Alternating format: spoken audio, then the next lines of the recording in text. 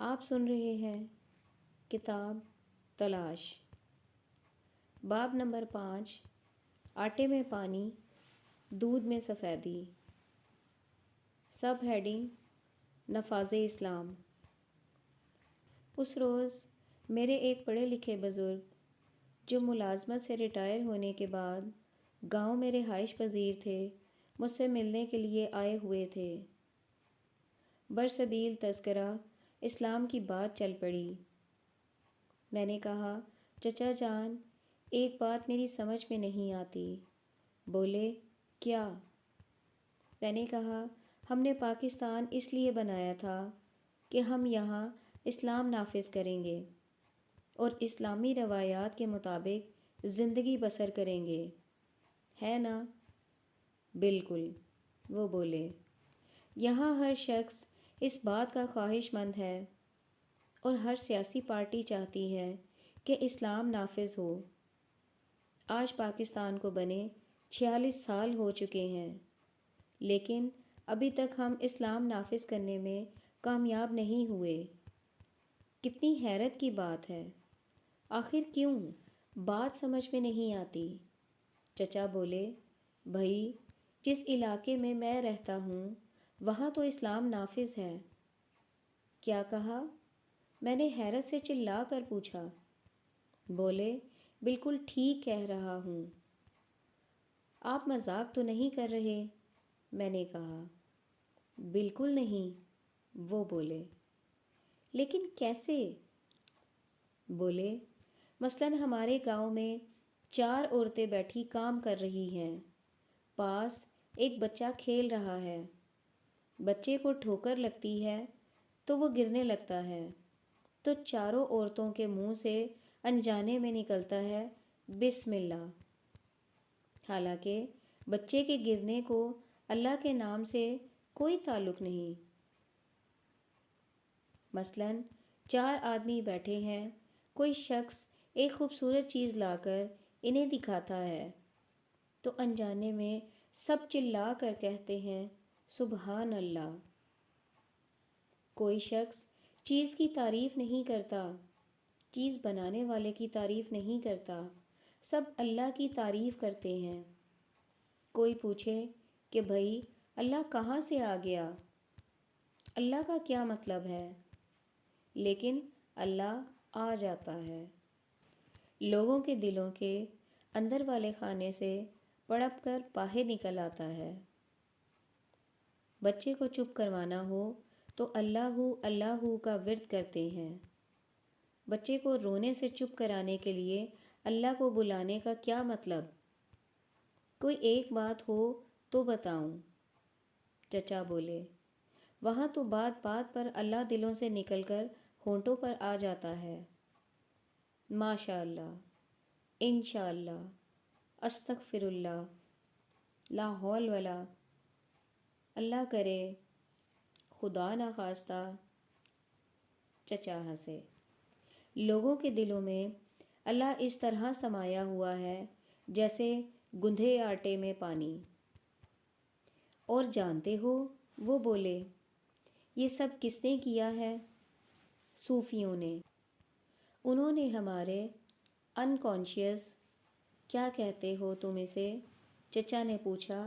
لاشعور، میں نے جواب دیا۔ سب ہیڈنگ جانے انجانے۔ صوفیوں نے ہمارے لاشعور کے پنجرے میں اللہ کا میاں مٹھو بند کر دیا ہے۔ ہم انجانے میں اللہ کی تعریفیں کرتے رہتے ہیں، انجانے میں اللہ کے حضور دعائیں مانگتے رہتے ہیں، انجانے میں اپنی امیدیں اس پر استوار کیے بیٹھے ہیں۔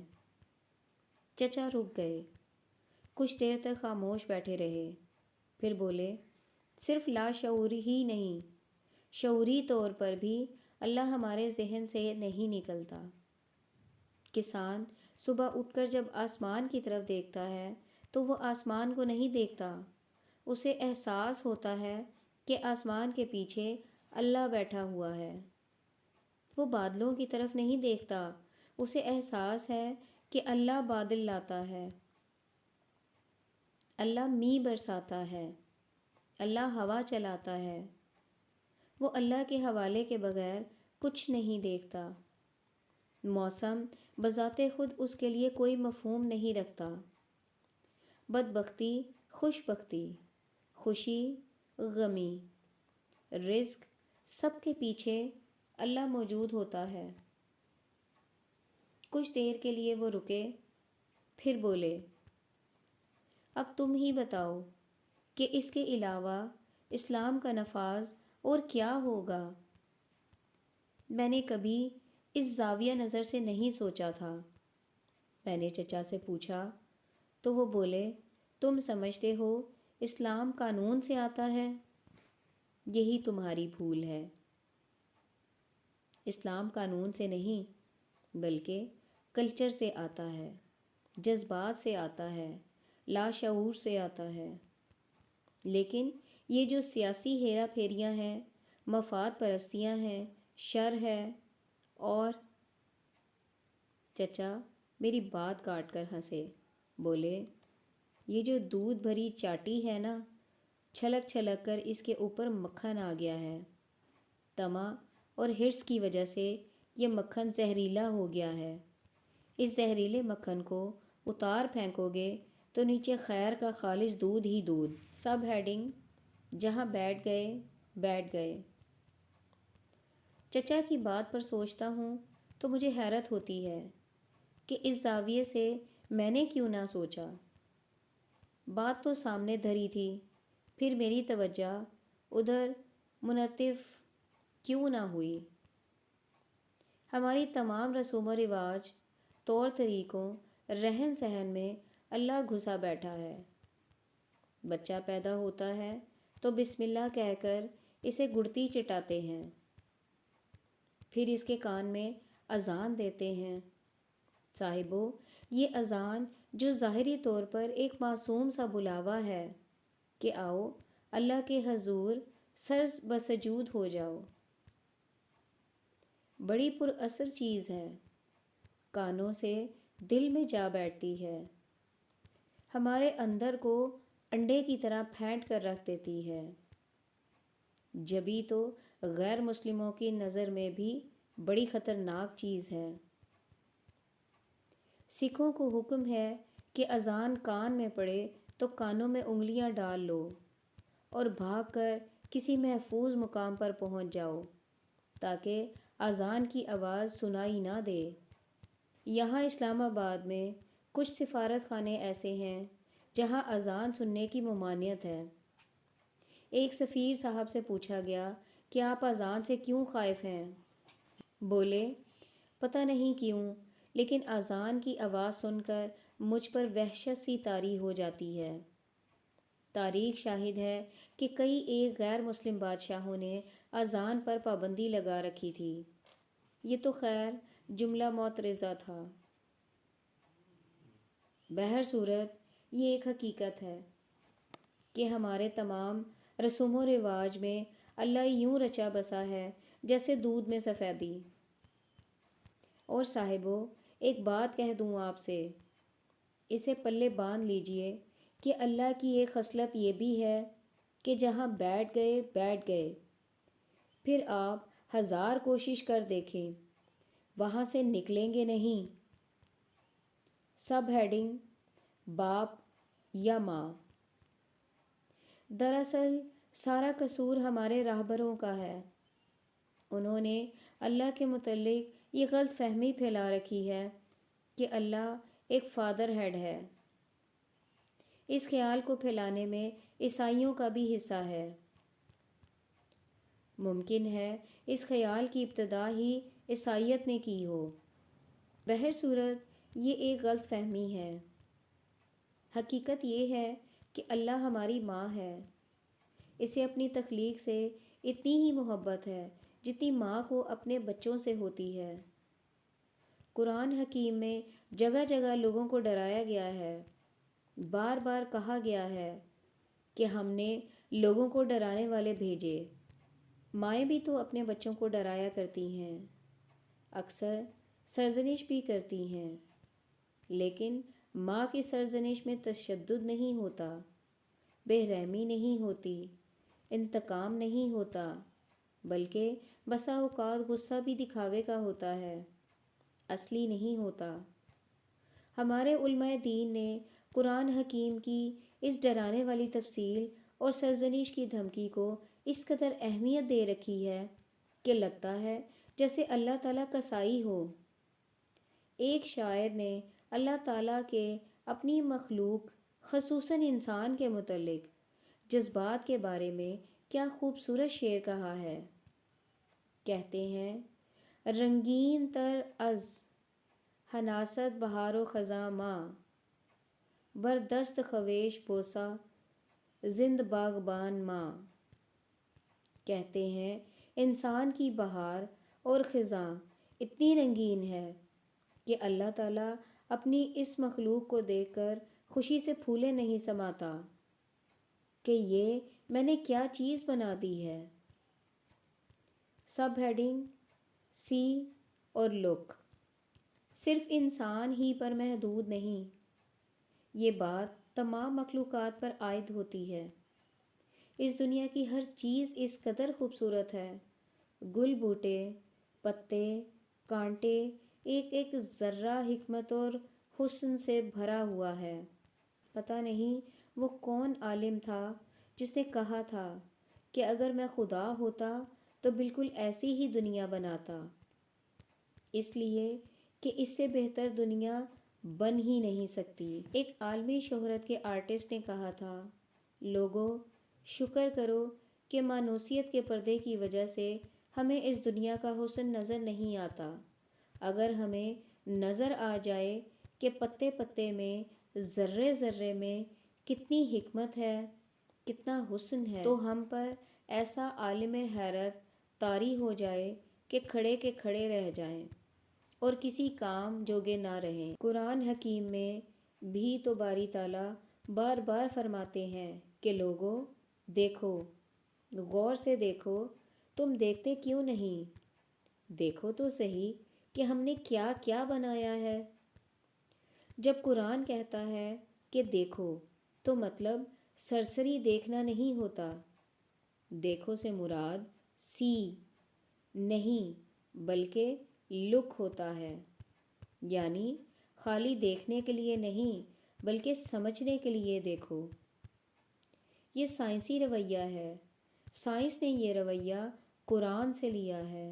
ایک معروف سائنسدان نتھانیل شیلٹر نے دیکھنے کی اہمیت کو اپنے ایک مضمون میں واضح کیا ہے۔ مضمون کا عنوان ہے، اوگاسس نے مجھے دیکھنا کیسے سکھایا۔ اوگاسس اس کا استاد تھا۔ شیلٹر لکھتا ہے، جب میں اپنے استاد اوگاسس کی لیب میں داخل ہوا تو انہوں نے ایک ٹین کی تھالی میں ایک مچھلی رکھ دی اور مجھ سے کہا، اسے دیکھو، غور سے دیکھو۔ اس کے بارے میں کسی سے بات کرنا، نہ ہی کوئی حوالے کی کتاب پڑھنا۔ جب میں پوچھوں گا کہ تم نے کیا دیکھا، اس وقت مجھے بتانا، اس سے پہلے نہیں۔ 1 گھنٹہ بھر میں مچھلی کو دیکھتا رہا کہ اوگاسس مجھ سے پوچھے۔ اوگاسس میرے قریب ہی تھا لیکن اس نے مجھ سے نہ پوچھا۔ 1 دن گزر گیا، 2 دن گزر گئے، پورا ہفتہ گزر گیا، لیکن اوگاسس نے میری طرف توجہ نہ دی۔ ویسے رسمی طور پر الیک سلیک کرتا رہا، کبھی کبھی کانی آنکھ سے مجھے دیکھ بھی لیتا۔ میں مجبوری میں مچھلی کو بار بار دیکھتا رہا اور یوں پورے طور پر اس سے واقف ہو گیا۔ آخر اوگاسس میرے پاس آیا اور پوچھا، بتا تو نے مچھلی میں کیا کیا دیکھا؟ میں نے ایک ایک کر کے ساری باتیں بتا دیں۔ وہ غور سے سنتا رہا۔ جب میں بتا چکا تو وہ بولا، ابھی مشاہدہ کچا ہے، پھر دیکھو۔ یہ کہہ کر وہ چلا گیا۔ میں نے پھر سے مچھلی کو دیکھنا شروع کیا۔ اب کی بار مجھے نئی نئی باتیں نظر آنے لگیں، ایسی باتیں کہ میں خود حیران رہ گیا۔ 1 ہفتے کے بعد جب میں نے اوگاسس کو سب کچھ بتایا تو اس نے مجھے شاباش نہ دی بلکہ کہا، ہاں اگر کوشش کرتے رہے تو دیکھنا سیکھ جاؤ گے۔ سب ہیڈنگ: ڈرو لوگو، ڈرو۔ پتہ نہیں ہمارے علماء دین کو یہ حسن کیوں نظر نہیں آتا۔ اللہ تعالیٰ کا اپنی مخلوقات سے محبت بھرا لگاؤ کیوں نظر نہیں آتا؟ وہ ہر وقت ہمیں اللہ کے غیظ و غضب سے ڈراتے رہتے ہیں، سرزنش سے ڈراتے رہتے ہیں۔ وہ ہمارے دلوں میں اللہ سے محبت یا اپنائیت کا جذبہ پیدا نہیں کرتے، صرف ڈر اور خوف۔ اللہ سے ڈرو، اس کی لاٹھی بے آواز ہے، اس کی رسی دراز ہے، اس کی سزا انتقامی ہے۔ ڈرو لوگو، ڈرو۔ جان کنی کے عذاب سے ڈرو، قبر کے عذاب سے ڈرو، گرز بردار فرشتوں کے سوال و جواب سے ڈرو، قیامت کے عذاب سے ڈرو۔ ہمارے علماء دین نے لوگوں کے دلوں میں اسلام کی دہشت پھیلا رکھی ہے۔ دہشت کے اس جذبے کی وجہ سے آج تک کسی الیکشن میں کسی اسلامی پارٹی کو کبھی کامیابی حاصل نہیں ہوئی۔ عورتیں ڈرتی ہیں کہ اگر اسلام نافذ ہو گیا تو انہیں لپسٹک لگانے کی اجازت نہ رہے گی، ننگے چہرے گھومنے پھرنے کی اجازت نہ ہوگی۔ ورکنگ وومن خوف زدہ ہیں کہ اگر اسلام نافذ ہو گیا تو ان کی نوکری چھوٹ جائے گی۔ نوجوان ڈرتے ہیں کہ اسلام نافذ ہو گیا تو جینز اور پرنٹڈ شرٹ پہننا ممنوع ہو جائے گا۔ جدید موسیقی کے دلدادہ نوجوان ڈرتے ہیں کہ ناچنا گانا منع ہو جائے گا۔ دکاندار ڈرتے ہیں کہ زیادہ منافع کمانا ممکن نہ رہے گا۔ Sub heading: کروسڈی پروپیگنڈے۔ کروسیڈز صلیبی جنگیں کے زمانے میں جب مسلمانوں نے حیرت انگیز فتوحات حاصل کی تھیں تو عیسائی پادریوں نے اسلام اور مسلمانوں کے خلاف زبردست پروپیگنڈا مہم چلائی کہ ایک مسلمان مجاہد 10 عیسائی سپاہیوں پر بھاری ہوتا ہے، اس لیے کہ یہ لوگ انسان نہیں درندے ہیں، ظالم ہیں، بے رحم ہیں، سفاک ہیں۔ مسلمانوں نے اسپین پر سال ہر سال حکومت کی تھی۔ مورخ مسلمانوں کی حکومت کو آئیڈیل دور قرار دیتے ہیں، لیکن عیسائی پادریوں نے مسلمان حکمرانوں کے اس پہلو کو ہمیشہ بلیک آؤٹ رکھا اور مجاہدوں کی بے رحمی اور تشدد کو بڑھا چڑھا کر بیان کیا۔ عیسائی پادری اور راہب اسلام کے سخت خلاف تھے، اس لیے کہ عیسائیت نے راہبوں اور پادریوں کو ایک متحرک مقام بخش رکھا تھا۔ یہ مقام اس قدر اہمیت کا حامل تھا کہ وہ بارہا عیسائی بادشاہوں سے ٹکر لینے سے بھی نہیں گھبراتے تھے۔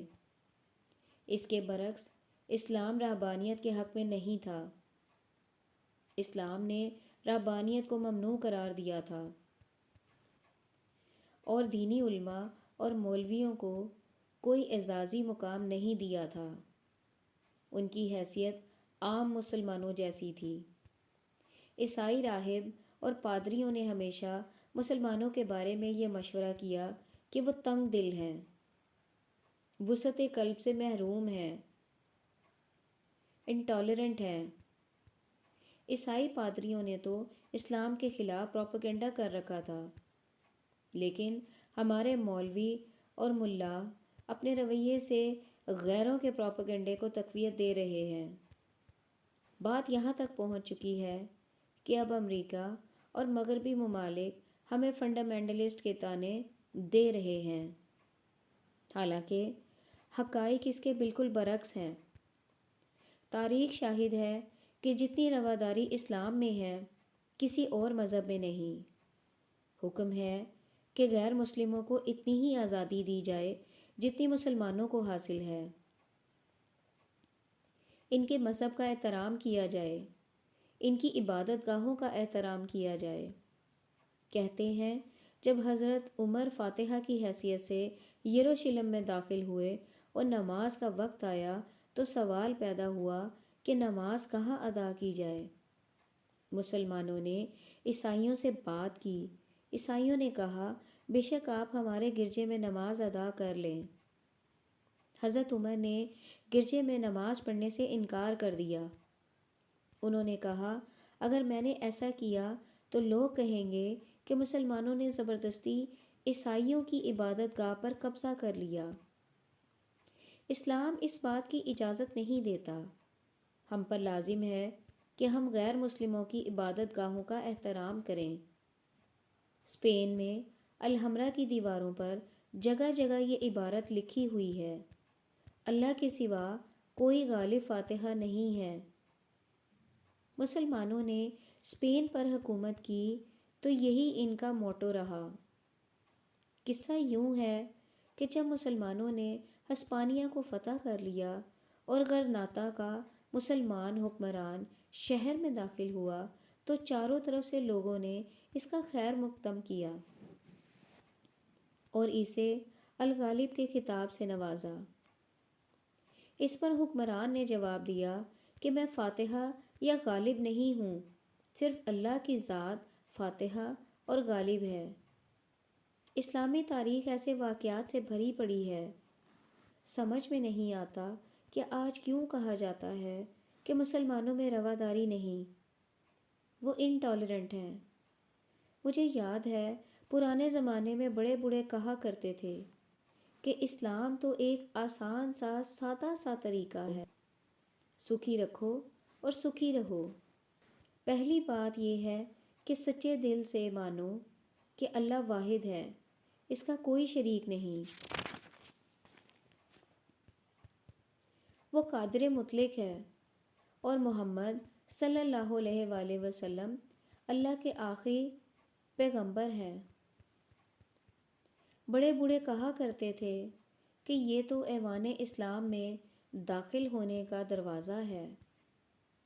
دوسری بات یہ ہے کہ لوگوں کے حقوق پورے کرو، لوگوں کی خدمت کرو، بانٹ کے کھاؤ، اپنی آمدن میں ایک حصہ غریبوں کے لیے وقف کر دو، ماہ رمضان کے روزے رکھو، دن میں 5 مرتبہ اللہ کے حضور سر بسجود ہوا کرو، اور اگر توفیق ہو تو مکہ معظمہ اور ایک مدینہ منورہ میں حاضری دو اور حج ادا کرو۔ میں نے ایک بزرگ سے پوچھا جناب والا اگر اسلام کے یہ 5 رکن ہیں تو پھر تو یہ واقعی بڑا سادہ اور آسان مذہب ہے۔ بالکل، وہ بولے۔ سب سے اہم رکن کون سا ہے؟ میں نے پوچھا۔ بولے ہم تو یہ سمجھتے ہیں کہ اسلام خدمت خلق سے شروع ہوتا ہے اور خدمت خلق پر ختم ہو جاتا ہے۔ باب نمبر 6، یہ خدا وہ خدا، سب ہیڈنگ لفظ اور مفہوم۔ سیانے کہتے ہیں لفظ خالی برتن ہوتے ہیں، ان میں مفہوم ہم ڈالتے ہیں۔ لفظ ایک ہوتا ہے، ہر شخص کا مفہوم مختلف ہوتا ہے۔ اپنے علم اور تجربے کے مطابق شاعر کے ذہن میں دل کا مفہوم اور ہے، MBBS ڈاکٹر کے ذہن میں اور ہے، ماں کے لیے بچے کا مفہوم اور ہے، باپ کے لیے اور، سیاستدان کے لیے عوام کا مفہوم اور ہے، اخبار نویس کے لیے اور۔ اس سلسلے میں تاریخ میں ایک دلچسپ واقعہ مرقوم ہے۔ پرانے زمانے کی بات ہے جب ایشیا میں بدھزم کے باقیات موجود تھے۔ برما کی سرحد پر بدھوں کا ایک گاؤں آباد تھا۔ انگریزوں نے سوچا کیوں نہ اس گاؤں پر قبضہ کر لیا جائے۔ چنانچہ انگریزوں نے گاؤں کا محاصرہ کر لیا۔ گاؤں والے بڑے حیران ہوئے کہ یہ لوگ گاؤں سے باہر کیوں رک گئے ہیں، اندر کیوں نہیں آ جاتے۔ گاؤں کے بڑے بوڑھوں نے 2 آدمی باہر بھیجے کہ ان سے بات کریں۔ وہ کمانڈر سے ملے، کہنے لگے حضور ہم آپ کی کیا خدمت کر سکتے ہیں، آپ کیا چاہتے ہیں؟ کمانڈر نے کہا ہم گاؤں پر قبضہ کرنے کے لیے آئے ہیں۔ قبضے کا کیا مطلب ہے؟ بدھو نے پوچھا۔ کمانڈر بولا، ہم یہ گاؤں لے لینا چاہتے ہیں۔ بدھو نے کہا، اچھا یہ بات ہے تو ہمیں اجازت دیں کہ ہم اپنے بڑے بوڑھوں سے بات کر لیں، پھر آپ کو اطلاع دیں گے۔ کچھ دیر کے بعد وہ واپس آئے، کہنے لگے، عالی جا اب تو دیر ہو چکی ہے، کل صبح آپ بے شک گاؤں پر قبضہ کر لیجئے گا۔ اگلے روز فوجیوں نے دیکھا کہ گاؤں کے لوگ سر پر گٹھڑیاں اٹھائے گاؤں سے باہر نکل رہے تھے۔